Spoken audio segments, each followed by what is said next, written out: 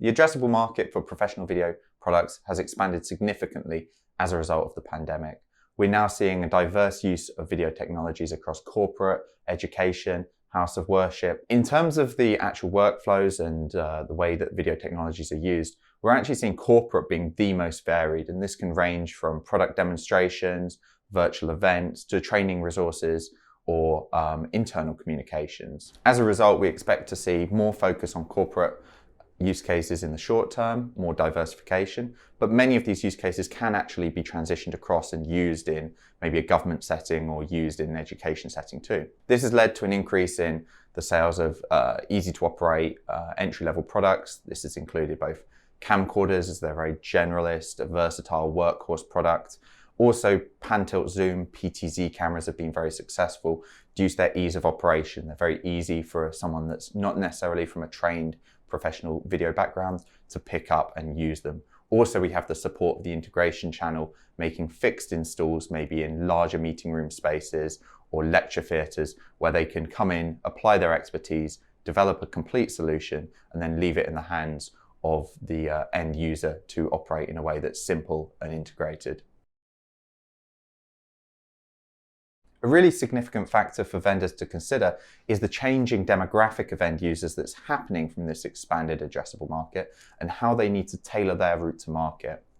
So what we see in the different verticals such as government, education, the end user may not necessarily be coming from a trained broadcast or video production background. So in terms of how products are sold into these user groups, vendors need to think about packaging these as solutions rather than necessarily as kind of individual products that are competitive based on spec alone. What we see is that rather than having end users that come to resellers or integrators kind of with a shopping list of technologies they want, these end users will need more guidance in terms of steering them towards the types of products they need to reach the kind of end use and application that they're trying to build. Typically, these end users are coming with a budget and an end use in mind. That might be to create a range of different video marketing tools for their business, or it might be to set up a small meeting room in a way that it can be used not just for video conferencing, but also for video production.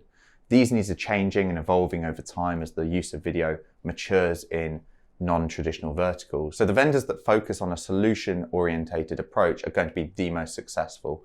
And increasingly, this also means thinking about the ecosystem as a whole, which might mean engaging in more competitive and strategic partnerships with other technology players that can complement a vendor's offering. The market for professional video equipment is more competitive than ever.